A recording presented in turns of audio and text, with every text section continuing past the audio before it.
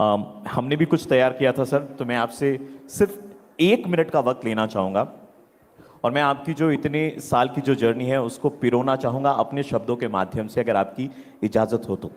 100%। नमस्कार सबको। Bye bye, good morning. कि 9 साल की उम्र में इनके पिता मुंबई भागकर आए, फिर जूट की बोरियों को ओढ़कर न जाने कितनी रात बिताई। टेबल के चारों ओर उम्र छोटी थी इसलिए घूम घूम कर पहुंचा। एक दिन वही रेस्टोरेंट खरीद लेंगे इनके बाबा, ये था किसने सोचा। वो कहते थे कि मैं बेच दूंगा सब कुछ, गांव चला जाऊंगा, लेकिन नाइंसाफी बर्दाश्त नहीं करूंगा। ऐसे ही संस्कार मिले बेटे को, जिसने कहा लाइफ तू बाउंसर पे बाउंसर डाल, मैं डट के खेलूंगा। कि हर मुश्किल में बलवान बनकर दिखाया, मोहरा बनकर हर दर्द से लड़ना सिखाया। बाबा ने कहा था कि मेहनत से ना डरना, तू कृष्णा बनकर हर मुसीबत से लड़ना। हेरा फेरी नहीं की, सच्चाई से काम किया, हर संघर्ष को बॉर्डर की तरह आपने पार किया। जब दुनिया कहती थी कि तू नहीं कर पाएगा, बाबा की हिम्मत सिखाती थी कि तू मेरा बेटा है, ऐसे कैसे डर जाएगा। कि डर को कर दरकिनार, इन्होंने बचाया उन 150 बच्चियों को जिनकी चीखें सन्नाटे में खो जाती। कुछ तो बात है जो सुनील शेट्टी साहब को सबका बड़ा भाई यानी अन्ना है बनाती। एक ऐसी शख्सियत जो अपनी मौजूदगी से उजाला फैलाए। क्यों ना आज हम सब एक बार खड़े होकर उनके लिए जरा जोरदार तालियां बजाएं। हम सब खड़े होकर एक बार उनके लिए जरा जोरदार तालियां बजाएं। Ladies and gentleman, Sunil Shetty sir, for you. Thank you so very much, thank you. Sir, सबसे पहले देहरादून आए आप, कितने सालों के बाद आना हुआ, देहरादून से क्या कनेक्शन रहा है, क्या यादें रही हैं आपकी हमारे देहरादून से? आई थिंक देहरादून के बारे में जितना भी कहूँ कम ही है। एजुकेशनल हब इंस्टीट्यूशन है, स्कूलों का इंस्टीट्यूशन है ये, जहाँ सिर्फ स्टूडेंट्स नहीं पैदा होते लेकिन लीडर्स पैदा होते हैं। आई थिंक देश को बहुत सारे लीडर्स दिया है देहरादून ने। देहरादून ने मार्टर्स दिए, इतने सारे यंग जवान हमारे जो भारत माँ के लिए अपनी जान न्यौछावर कर चुके हैं। पुलवामा हो, ऑपरेशन सिंदूर हो, कारगिल हो, तो आई थिंक ये वीरों की जगह है। देहरादून की बारिश अलग ही खुशबू। आई थिंक वो पाइन ट्रीज और लाइमस्टोन के बीच में जब इंसान यहाँ आता है तो भीगते तो हम सभी जगह है बारिश में, लेकिन हम भीगते भी हैं और यादें ताज़ा भी करते हैं यहाँ पर। आई थिंक तो इस जगह की खूबी ये है, वादियाँ, लोग बहुत ही अच्छे लोग। और मेरे लिए एक बहुत ही स्पेशल प्लेस है देहरादून, क्योंकि आहन की शूटिंग, मेरी बेटी की पहली फिल्म तड़प यहाँ शूट हुई थी। और उसकी जो दूसरी फिल्म आ रही है जो मेरी अपनी फेवरेट है, बॉर्डर, उसकी भी शूटिंग यहाँ हुई है और आगे भी होने वाली है। तो I think it holds a very very special place in my heart. सिर्फ पूरे देहरादून की तरफ से ऑल द बेस्ट हम आपको भी कहना चाहेंगे और आहान को भी कहना चाहेंगे। बॉर्डर 2 का हम सबको बेसब्री से इंतजार है। You been our childhood hero and आपने सब कुछ आज तक मेंटेन किया है जो हम आइडियली कह सकते हैं कि yes he is my hero. लेकिन हम पहले चाहेंगे कि हम हमारे हीरो के बचपन की ओर अगर अग्रसर हो, तो बचपन का एक ऐसा दौर था जब पिताजी हमेशा आपके साथ में थे। जैसे आप स्कूल जाते थे, कराटे क्लासेस जाते थे, पिताजी आपको छोड़ने जाते थे। दोपहर में लंच के वक्त आपके पिताजी वापस चले आते थे घर पे, और शाम को आप घर पर रहते और उसके 1-2 घंटे के अंदर पिताजी वापस आ जाते। फिर कैरम खेलना, म्यूजिक, संगीत, ये सारी चीजें। क्या आपको लगता है सर कि आपकी लाइफ का वो गोल्डन फेज था और वो गोल्डन फेज उसके बाद शायद आपने कभी नहीं देखा, या फिर वैसा गोल्डन फेज आपकी लाइफ में और क्या है जिसकी आप तुलना कर सकते हैं उसके साथ? तुलना कर ही नहीं सकते, क्योंकि मेरा मानना यही है कि बच्चे ना कभी भी सुन के नहीं मानते, वो देख के सीखते हैं, वो सुन के नहीं सीखते। आप बच्चों को 10 चीज़ें बोलो, वो सुनेंगे लेकिन ध्यान वैसा नहीं देंगे। लेकिन जब आप करके दिखाते हो उनको, या आप करते हो और वो अपने नज़रों से देखते हैं, तब वो जाके सीखते हैं। और मैंने पिताजी को ये करते हुए देखा है। उनके लिए बहुत इम्पोर्टेंट था परिवार और फैमिली के, उन्होंने हर चीज़ सैक्रिफाइस की थी फैमिली के लिए, ग्रोथ के लिए नहीं। जैसे डॉक्टर साहब ने कहा कि कमा तो हम बहुत सारी, और पैसे तो बहुत सारे हैं, इस देश में बहुत सारा पैसा है, दुनिया में बहुत सारा पैसा है, लेकिन आपको डिसाइड करना है कि आपकी लिमिट क्या है and what actually gives you happiness. तो पिताजी ने ये बहुत पहले ही मुझे सिखाया, और इसलिए आज भी जब भी मैं कुछ फॉलो करता हूँ, मेरे लिए मेरी फैमिली बहुत मायने रखती है।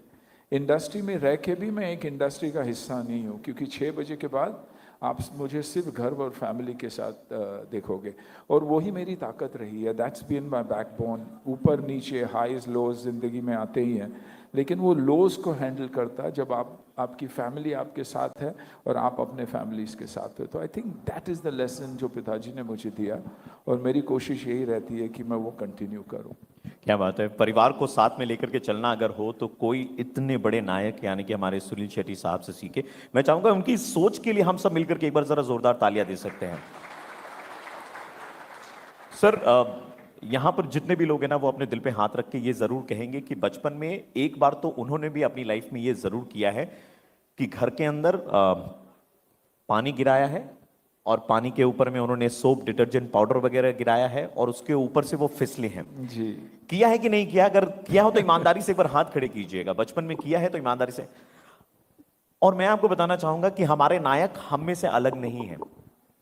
उन्होंने भी अपने बाबा के रेस्टोरेंट में बुधवार बुधवार को जब सफाई होती थी, तब आप ये किया करते थे। जी, और मैं अकेला नहीं, सारे पूरी टीम ऐसे किया करते थे। शेफ से लेके यंग बच्चों से लेके लड़के जो थे काम कर रहे थे उनके साथ, क्योंकि क्लीनिंग भी हो जाती थी और मज़ा भी बहुत आता था। म्यूज़िक ऑन करके हम करते थे। क्लेनलीनेस का एक हिस्सा था, अपने आप को भी क्लेंस कर रहे थे और जगह को भी। तो सर, मैं एक बार वापस पिताजी के ऊपर मैं आना चाहूंगा और एक सवाल और पूछना चाहूंगा कि पिताजी ने आपको आपके बचपन में या बड़े होने के बाद में ऐसा क्या सिखाया था जो आपका लाइफ लेसन बन गया, और वो भी बिना कुछ कहे आपको सिखा दी वो बात? आई थिंक सच्चाई, being honest in what ever you do. जिंदगी में जब आप ऑनेस्ट रहते हो तो एक डर नाम की चीज़ नहीं होती है आपको। आपके दिमाग में जब आप जानते हो कि मैं एक बहुत ही ऑनेस्ट इंसान हूँ, गलतियाँ बहुत हो सकती है, लेकिन इंटेंशनली कभी मैं कुछ गलत नहीं करता और मैं ऑनेस्ट हूँ, तब आपको डर नाम की चीज़ नहीं होती। And that fear is what stops us from doing anything in life और achieving anything in life. Unapologetically जब आप सोचते हो कि मैं ये कर सकता हूँ क्योंकि मेरी अटेम्प्ट ऑनेस्ट है, तो आई थिंक आप कहीं ना कहीं वो अचीव कर ही लेते हो। और पिताजी ने यही सिखाया मुझे कि बी ऑनेस्ट, और फिर आपको डरने की ज़रूरत नहीं है, हिचकिचाने की ज़रूरत नहीं है, किसी के सामने झूठ बोलने की ज़रूरत नहीं है। सर, मैं चाहूंगा कि अगर इसको थोड़ा सा और एलाबरेट करके अगर आप किसी एग्जाम्पल के साथ में हमें बताएं, कोई किस्सा, कोई वाकया जहाँ पे पिताजी ने कुछ सिखाया, वो लाइफ लेसन बन गया। देखिए, जैसे आप ही ने कहा, जब वो इंसिडेंट हुआ था, 400 लड़कियां फंसी हुई थी मुंबई में कामाटीपुरा जैसे जगह में, और यही चाहते थे कि उन बच्चियों को वहाँ से कैसे निकाले। सारे एनजीओज, मेरी mother in law, Vipla foundation, Vipla Kadri ने कहा कि ऐसे ऐसे है और इन 400 लोगों को हमको वहाँ से निकालना है। इंटेंशन क्लियर था, तो डिसीजन लिया गया कि हमें कोवर्ट ऑपरेशन में उनको वहाँ से निकालेंगे, लेकिन पुलिस का भी साथ होना बहुत ज़रूरी था, सीएम का साथ होना, होम मिनिस्ट्री का साथ होना स्टेट में बहुत ज़रूरी था। बिना हिचकिचाए हमने कहा कि नहीं यार, अगर करना है तो ये हो जाएगा। 400 बच्चियों को ये पता था कि उनको वहाँ से निकाला जाने वाला था, तो उन्हें ऑनेस्टली ये मैसेज दिया गया कि आपको चुप रहना और किसी को बात नहीं करना। इंटेंशन की बात कर रहा हूँ मैं, ऑनेस्टी की बात कर रहा हूँ। वो बच्चियों ने वो प्रॉमिस रखा। पुलिस को जब कहा गया कि ये ऐसा काम होना है, उनको भी लगा कहीं ना कहीं एक ऑनेस्ट अटेम्प्ट है कुछ करने के। होम मिनिस्ट्री को भी वैसे ही लगा, सीएम को भी वैसे ही लगा। एक कोवर्ट ऑपरेशन में शायद पहले कभी हुआ नहीं है, 400 बच्चियों को निकाल के हमने एक ही इसमें बाहर निकाला था, because there was no fear.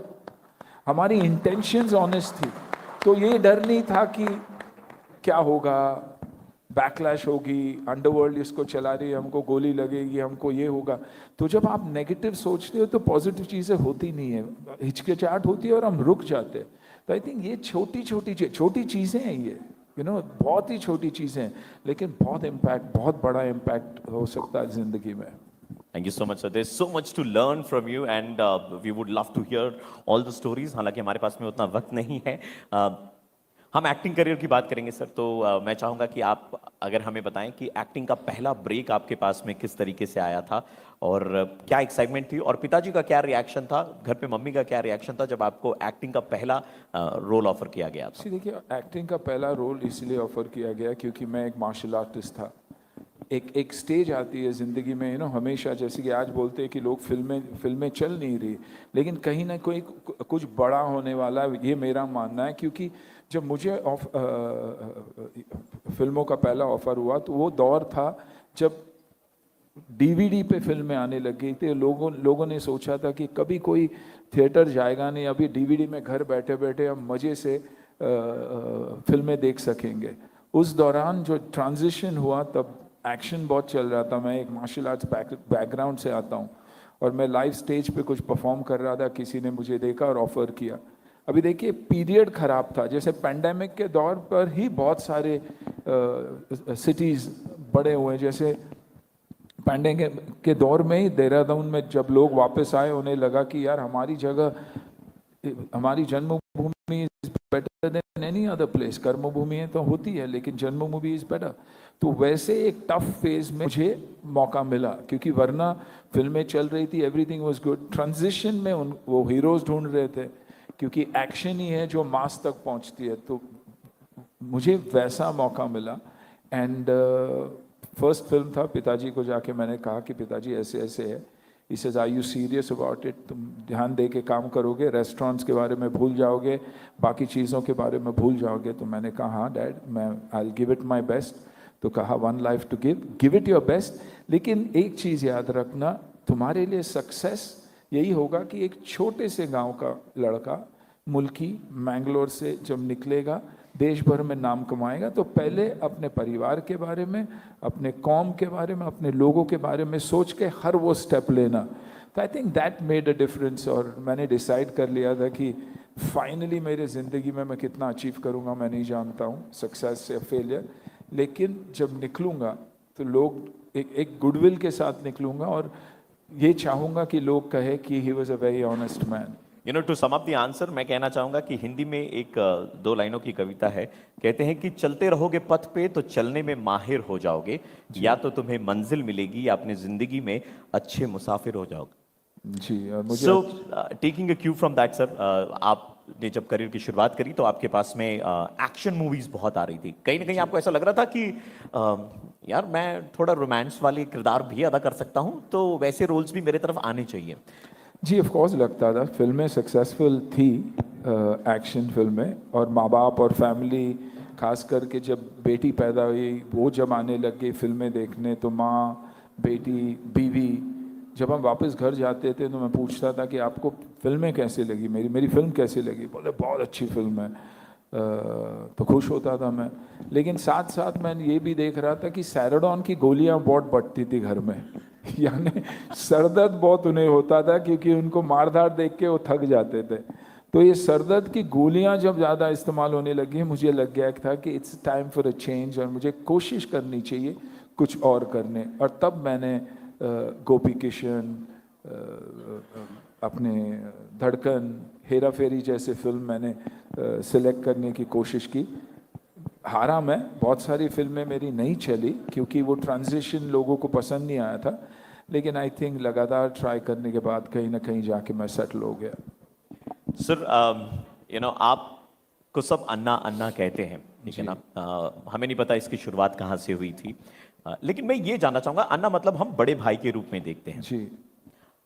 Sunil sir का बड़ा भाई अन्ना कौन है, और may be the guiding light? I think मेरे लिए मेरे अपने कज़न ब्रदर है, सुधीर शेट्टी नाम है उनका। रेस्टोरेंट, हम सब रेस्टोरेंट लाइन से ही आते थे, हमें सर्विस के अलावा कुछ आता ही नहीं था। मुंबई में हमें मौका, हमारी कर्म भूमि में हमें मौका मिला एज उडुपी रेस्टोरेंटर्स। तो तब उन्होंने, वो पहले थे जो एक्सपैंड होके उन्होंने रियल एस्टेट का बिजनेस शुरू किया and he was very successful. He lost his father, उनके पिताजी आई थिंक जब वो 21 या 22 साल के थे तो उनके पिताजी गुजर चुके थे, और उसके बावजूद उन्होंने एक सक्सेसफुल बिजनेस किया। तो मेरे लिए मेरे कज़न सुधीर शेट्टी हमेशा वो हीरो थे जिन्होंने अपना पाथ बदल कर कुछ साथ साथ कुछ और भी किया। अपनी रेस्टोरेंट का ट्रेडिशन तो उन्होंने रखा, लेकिन he did something else too. जितने भी लोग यहाँ मौजूद हैं उनको मैं एक छोटा सा किस्सा बताना चाहूँगा। I sum it up in like 15-20 seconds. तो एक वक्त था जहाँ पर पढ़ाई लिखाई के लिए ऐसा था कि सुनील सर बाहर जा सकते थे। बावजूद उस मौके पर उन्होंने क्या कहा, उन्होंने कहा कि जो मेरी सिस्टर हैं वो बाहर जाएंगी पढ़ने के लिए, और वो 45 साल पहले, आज से 45 साल पहले हम बात कर रहे हैं 1980 के दशक की, वो अमेरिका गई थी पढ़ाई करने के लिए। चाहते तो सर भी जा सकते थे, लेकिन the only reason why he didn't go, क्योंकि उन्हें अपने देश से प्यार था, उन्हें अपने हिंदुस्तान में रहना था, उन्हें अपने माँ बाबा के साथ में रहना था। ये कितनी बड़ी बात है। एक बार भी मन में ऐसा ख्याल आया कि ये डिसीजन क्यों ले रहा हूं मैं, इतना बड़ा डिसीजन है, मैं अमेरिका जाऊंगा, थोड़ी हॉलीवुड देखूंगा? बिल्कुल नहीं, क्योंकि पिताजी के पास बजट इतनी ही थी, और पिताजी हमेशा कहते थे कि जो बेटियां हैं उनको पढ़ाना बहुत ज़रूरी थी। और मेरे 2 बहनें थे, एक बड़ी और एक छोटी। तो उस बजट में वो सिर्फ उन 2 बच्चों को मैनेज कर सकते थे भेजना। और मेरा भी मानना यही है कि बुद्धि की जो शास्त्र है बहुत ही पावरफुल शास्त्र होता है, और इसलिए बेटियों को और बहनों को देना बहुत बहुत बहुत ज़रूरी है। उसके अलावा ऑफ कोर्स मैं इंडिया छोड़ना नहीं चाहता था, भारत छोड़ना नहीं चाहता था, माँ बाप को छोड़ना नहीं चाहता था। और हमेशा मुझे एक बिजनेस करने का बहुत शौक रहा है, क्योंकि पिताजी बिजनेसमैन थे, 9 साल की उम्र में आए थे, तो मैं भी कुछ करना चाहता था, and that's why I stayed back. कभी ऐसा होता है सर कि पुराने घर में गए हो आप, उसकी गली में गए हो, और वो देख करके आपको ऐसा लगता है कि यार मुझसे ज्यादा अमीर तो यहाँ की यादें हैं? वो तो है, आज भी मैं कहता हूँ, क्योंकि फेस्टिवल्स जो वो मनाते हैं या एक दूसरे के साथ वो रहते हैं, वो छोटे घरों में ही है, जहाँ नेबर्स, वो दरवाज़ा हमेशा खुला ही रहते हैं एक दूसरे के लिए। जबकि हम हाई राइजेस में जाते हैं तो हमें पता भी नहीं लगता कि हमारे नेबर्स कौन हैं। एक जैकी दादा हमेशा एक बहुत बड़ी बात कहते थे कि जब वो खोली में रहते थे तो माँ खांसती थी, तो हमेशा उन्हें पता चल जाता था कि माँ खांस रही है और माँ को हेल्प की ज़रूरत है, पानी की ज़रूरत है, दवाई की ज़रूरत है। लेकिन जब वो 5 बेडरूम के फ्लैट में चले गए, तब एक ही घर में रहते हुए भी जब माँ खांसते खांसते गुजर गई, उन्हें पता भी नहीं चला था, क्योंकि वो अपने कमरे में सोए हुए थे। तो ये है कभी कभार डिस्टेंस जो है, और हम जो हमेशा चाहते हैं ज़िंदगी में कि बड़ा होना, बड़ा घर, बड़ा गाड़ी, बड़ा ये सब कुछ, हमेशा वो मायने नहीं रखती, वो इम्पोर्टेंस नहीं है। I think as family to be together is the most important thing. Being connected to your roots is very very important, and that is the reason बहुत सारे लोग जो है वो घूम फिर करके वापस हमारे उत्तराखंड की भूमि पर वापस आ रहे हैं। सर, एक दो सवाल कुछ ऐसे भी थे कि आहान के साथ में, आपके बेटे के साथ में क्या आपके डिस्कशंस होते हैं एक्टिंग को लेकर के कि ये सीन ऐसे इनैक्ट करना चाहिए? क्लासेस, स्पेशल क्लासेस घर पे आप देते हो? नहीं, आई डोंट थिंक सो, क्योंकि उसकी अपनी पर्सनालिटी बाहर निखर के आना बहुत ज़रूरी है। मैं आहान के साथ डिस्कस करता हूँ तो एक ही चीज़ डिस्कस करता हूँ कि बेटा, यू आर एन एक्टर, कभी भी लाइट्स को डायरेक्टली आंखों में मत आने देना, क्योंकि फिर आप लोगों को देखना भूल जाओगे, because the arc lights can be very dangerous sometimes. मैं जानता हूँ कि अपब्रिंगिंग के वजह से, क्योंकि दादा दादी के साथ रहा है, नाना नानी के साथ बहुत वक्त गुजारा है उसने, सक्सेस वो मैनेज कर लेगा। लेकिन मैंने हमेशा उसको कहा कि फेलियर से डरना मत। फेल हो गए तो दोबारा कोशिश करना, और फिर भी अगर फेल हुए तो कुछ और कर लेना, लेकिन डोंट बी हार्ट ब्रोकन, क्योंकि आजकल के बच्चे आप देखोगे तो एंजाइटी और डिप्रेशन बहुत जल्द आ जाता है उनको, क्योंकि मोबाइल पे पड़े रहते हैं। मैं उस मोबाइल को एक सेल कहता हूँ, एक सेल फोन इसीलिए नहीं कहते उसे, सेल फोन इसलिए कहते हैं कि सेल यानी जेल, वो जकड़ के रखता है। और बच्चे वर्चुअल वर्ल्ड में जी रहे, रियल वर्ल्ड में नहीं जी रहे। आज आप उस एक बच्चे को कहो कि तुम अच्छा कर रहे हो, बहुत अच्छा लग रहे हो, वो आपसे इम्प्रेस नहीं होगा जब तक उसने वो पोस्ट नहीं किया और उसको 50 लाइक्स नहीं आए। तो लाइक की दुनिया बदल चुकी है। तो मैं हान से बस यही कहता हूँ कि जिंदगी से जुड़े रहो, लोगों से जुड़े रहो, and do not fear failure. बस यही, क्योंकि ये फ्राइडे हमारे लिए बहुत ख़राब होता है। जब हमारी पिक्चरें नहीं चलती है तो लोग बोल देते अरे वो तो फ्लॉप एक्टर है। मेरी फिल्म फ्लॉप हुई, मैं तो फ्लॉप नहीं हूँ, बिल्कुल, but it hurts a hell of a lot. और यही स्पोर्ट के साथ हुआ है, क्योंकि I honestly believe small minds are trying to control bigger and smarter minds. एक कंपनी के आप हेड हो, उसका मतलब ये नहीं कि आप ही का दिमाग है और बाकी जो आपके साथ बच्चे काम कर रहे हैं उनके पास दिमाग नहीं है। तो I think little things that have change this world drastically. तो सर क्या चीज है जो हमारे देश को उजाले की ओर ले जाएगी, towards more progress, more growth, more achievements? What do you I think? Always feel education बहुत ही ज़रूरी है, क्योंकि तब भी और आज भी आप अपनी जनता को अगर अनएडुकेटेड रखोगे तो आप कंट्रोल कर सकोगे। तो I think first and only rule in our life should be कि हमारी कोशिश यही करनी होनी चाहिए कि हम सबको एडुकेट करें। हर एक को एजुकेशन मिलना बहुत ज़रूरी है। और जब इंसान व्हेन वन इज एजुकेटेड, तब वो अपने बारे में, देश के बारे में, फैमिली और प्रोग्रेस के बारे में सोचता है। Healthy mind always breeds healthy mind and healthy body is very important. और फिटनेस की अगर हम बात करें तो 90 का वो दशक, वो दौर जब आप फिटनेस वाली चीज को फिल्मों में लेकर के आए थे, एक्शन एंड फिटनेस को आप फिल्मों में लेकर के आए थे। और आज की डेट में हम देखते हैं बहुत सारे हेल्थ इन्फ्लुएंसर्स हैं जो तरह तरह की चीजें बताते हैं कि आप ये कीजिए, आपके बॉडी के लिए ये बेहतर है। तो मैं ये जानना चाहूंगा कि back in 90s what was Sunil Shetty's regime जो वो फॉलो करते थे, उनके हेल्थ ट्रांसफॉर्मेशन का क्या मंत्रा था जो आज भी वो फॉलो कर रहे हैं? देखिए, कंसिस्टेंसी, बोरिंगली कंसिस्टेंट हूं मैं। मंडे टू सैटरडे जिम जाना, 5:30-6 बजे एट एनी कॉस्ट। जो मेरी रूटीन है उसको फॉलो करना at any cost. Sleep at any cost. खाना 6:30-7 बजे के पहले ख़त्म करना एट एनी कॉस्ट। ये बहुत लोग जिम्स के बारे में बात करते, प्रोटीन शेक्स के बारे में बात करते। पहले ये डिसीजन लेना है कि हमें जिम जाना है या मुझे कुछ एक्सरसाइज करना। तो consistency is everything, discipline is everything. और मेरे साथ यही था 90s का सुनील शेट्टी। प्योर खाना, माँ के हाथ का खाना। 28 स्टेट्स, 9 यूनियन टेरिटरीज हमारे देश में है, और हर इलाके का खाना इज अनबिलीवेबल। उसे करेक्ट करना बहुत ज़रूरी है। माँ के प्यार के वजह से कुछ घी ज़्यादा डल जाता है कभी कभी, उसको वापस खींचना है। जो सीजनल फूड्स है, फ्रूट्स हो, वेजिटेबल्स हो, उसका खाना, नॉट जेनेटिकली मॉडिफाइड फूड्स की जो कभी ये वक्त में विंटर में मिलता नहीं था, वो आप समर में खा रहे हो जेनेटिकली ग्रो करके, वो नहीं। Stay clear, stay simple. वो आई एम 64 टुडे, और अगर आज मैं फिट हूँ तो सिर्फ और सिर्फ क्योंकि मैं सिंपल चीज़ें करता हूँ। मैं कभी प्रोटीन शेक लेता ही नहीं, मुझे प्रोटीन शेक क्या है पता ही नहीं है। मैं ये नहीं कहूँगा कि अच्छा है या बुरा है, लेकिन मैं लेता ही नहीं हूँ क्योंकि मुझे अपने खुराक में, अपने खाने में मिल जाता है। Like we all say and we should believe, wellness is far cheaper than illness.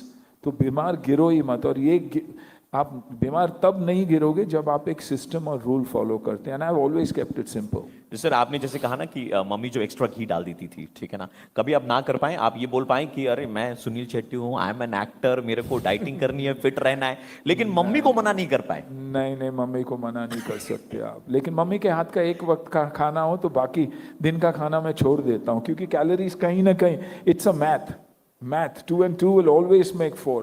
2 और 4 करोगे तो 6 ही बनेगा, 4 पे रुकेगा नहीं। तो मम्मी के हाथ का खाना खाने के बाद मैं अपनी आंखों से अंदाज़ा लगा लेता हूँ कि कितना खाया मम्मी ने, कितना घी डाला होगा और क्या क्या खिलाया। उसके बाद नेक्स्ट मील में मैं कंट्रोल कर लेता हूँ। सर अगर हम आपके एंटरप्रेन्योरशिप की बात करें, यू आर सक्सेसफुल एंटरप्रेन्योर, लेकिन आपने भी फेलियर देखे होंगे आपके इस फील्ड में।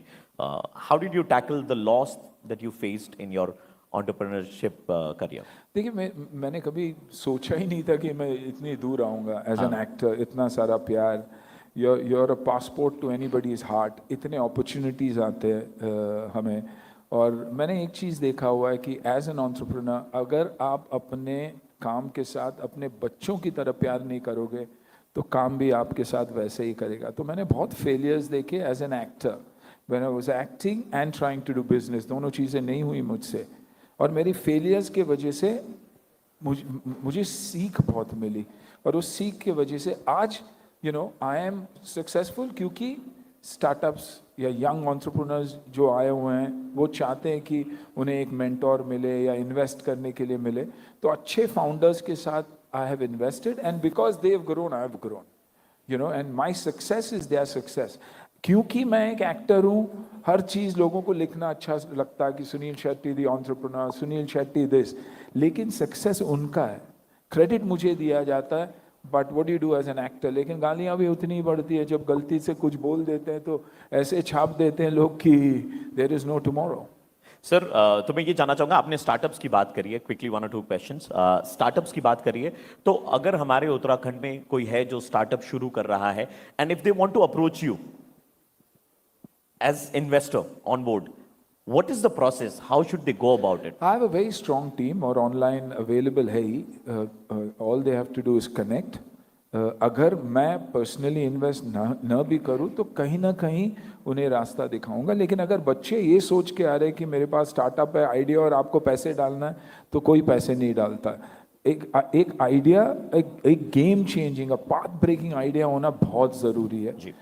उस एंटरप्रेन्योर को उतना ही, या उस फाउंडर को उतना ही पैशन होना चाहिए जितना पैशन हमें है। अगर ये सोच रहा है कि 1 साल में 2 साल में बना के बेच दूंगा, तो गुड लक टू हिम। मैं आसपास भी नहीं गिनूँ।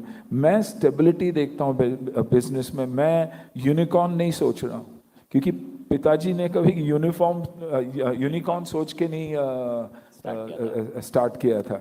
तो I believe in traditional businesses, और स्टार्टअप्स को सब देखने के बाद मुझे भी इतनी समझ आ गई है कि ये स्टार्टअप्स जो बहुत ज़्यादा पैसे किसी चीज़ में डालते हैं और उनको लगता है कि पे बैक तो होगा ही, हम बेच के लाएंगे, वैसे होता नहीं है। 2 साल में आपको समझ में आता है कि ये धंधा करने के लायक है ये आइडिया या नहीं। क्विकली लास्ट 2 क्वेश्चन सर, बहुत ब्रीफ आंसर्स मैं चाहूंगा आपसे। मेरा पहला सवाल ये है सर कि आपने देखा होगा टेलीविजन पे अक्सर लोग मिमिक्री करते हैं, आपकी आवाज निकालते हैं, लेकिन जिस तरीके की आवाज वो निकालते हैं ना, आपने वो एग्जैजरेशन तो कभी किया ही नहीं फिल्मों में। कभी देख करके आपको ऐसा लगता है कि क्यों कर रहा है? घर चलता है उनका, आर्टिस्ट है, कहीं ना कहीं ग्रो के बहुत सारे बच्चे जो हैं ग्रो करके आज टॉप एक्टर्स बने हुए हैं, तो why not, and they are well wishers of yours. Right. Amar Ujala संवाद में आप यहाँ पर आए, देवभूमि उत्तराखंड में, देहरादून में आए यहाँ पर। कैसा रहा ये पूरा सफर? आज के इस इवनिंग के बारे में, नॉट इवनिंग, आफ्टरनून के बारे में, मॉर्निंग के बारे में क्या कहना चाहेंगे? देखिए, जब मुझे बुलाया गया तो और प्रोमिनेंट स्पीकर्स को देख के मैं डर गया था एक्चुअली, लेकिन साथ साथ मैंने ये सोचा कि मेरे ही लेवल के लोगों के बीच में रहूँगा तो एस्पिरेशनल लेवल 0 होता है। यहाँ मेरे से 10x ज़्यादा लोग अचीव किए हुए हैं। तो when you feel small and you see yourself small is the opportunity to grow. So I have seen this as an opportunity to grow, to listen to learned people, and probably do better in life. Just one thing, do we have time to take 1 or 2 questions from the audience? If anyone from the audience wants to ask any question to Sunil Shetty sir, please feel free to ask. Just 2 questions we will take. Sir, मैं आप तक mic पहुंचा देता हूं, 1 minute जी। Sir, मैं आपसे जानना चाहूँगा और बड़े सारे हमारे लोग जानना चाहेंगे कि आपका आने वाला वेंचर कौन सा है, उसके बारे में अगर आप कुछ 2 शब्द बता सकें। वेंचर्स फिल्मों में वेलकम टू द जंगल है, हेरा फेरी बन रही है, अभी क्या होगा वो मुझे भी नहीं पता। और हंटर जो मेरा अमेज़ॉन के साथ शो है। और sir, we already have one very dedicated fan, Sunil ji की एक बहुत ही शिद्दत से यहाँ पर फैन मौजूद हैं जो एक खास सवाल पूछना चाहती हैं। Can I request Mamata Kumar ji, can we hand over the mic to her please? वो Yes. एक सवाल पूछना चाहेंगी। Hello, sir. Hi. हाय कहाँ है हाय हाय ममता। I'm so honored to see you here. बचपन से सिर्फ सिनेमाज में देखा था आपको। I am so blessed really. मेरा क्वेश्चन है कि आपका सबसे बड़ा चैलेंज क्या था बीइंग एन एंटरप्रेन्योर, और आपने उसको कैसे फेस किया? उसमें से आपने क्या लेसन्स लिए और हम सबके लिए क्या एडवाइस है आपकी? देखिए, एज एन एंटरप्रेन्योर मेरे लिए तो सब कुछ आसान था क्योंकि पिताजी के रेस्टोरेंट्स थे, एस्टैब्लिश था। मुझे सिर्फ मेहनत करनी थी, मुझे लगन के साथ काम करना था। And that's why I always say love your work like your own child, there is no other challenge. You have to be at it all the time. As an actor मैंने एंटरप्रेन्योरशिप ट्राई की तभी भी, but I failed क्योंकि मैं time नहीं दे सका। लेकिन today I back the right people. तो आज अपॉर्चुनिटीज़ बहुत है। Believe in yourself, believe, see if there is an opportunity, understand the market, you know, क्योंकि टफ टाइम्स में ही हमें अपॉर्चुनिटीज़ मिलती। पैंडेमिक में टाइम पे कितने यंग एंटरप्रेन्योर्स बने, घरों में माएँ बनी, वाइफ्स बने, घर चला रहे थे उस वक्त। तो I think those are the lessons that we can take from there. और यही कहूँगा मैं। Thank you so much sir. Thanks a lot. Thank you so much. To conclude the conversation that we have had, ladies and gentlemen, I just want to conclude by saying two lines. अक्सर खामोशी में उन्होंने अपना सारा काम किया है, कभी भी ढिंढोरा नहीं पीटा है, कभी लोगों को चल करके बताया नहीं कि मैंने ये किया है। इसलिए कहते हैं कि परिंदों को मंजिल मिलेगी, ये यकीनन उनके फैले हुए पर बोलते हैं। परिंदों को मंजिल मिलेगी, ये यकीनन उनके फैले हुए पर बोलते हैं। वो अक्सर खामोश और चुपचाप ही रहते हैं, जमाने में जिनके हुनर बोलते हैं, जमाने में जिनके हुनर बोलते हैं। Ladies and gentleman, none other than Sunil Shetty sir for you. Thank you so much sir. Thank you so much. अगर आप ये वीडियो YouTube पर देख रहे हैं तो हमारे चैनल को सब्सक्राइब कर बेल आइकन दबाएं, और Facebook पर देख रहे हैं तो हमारे पेज को लाइक करें।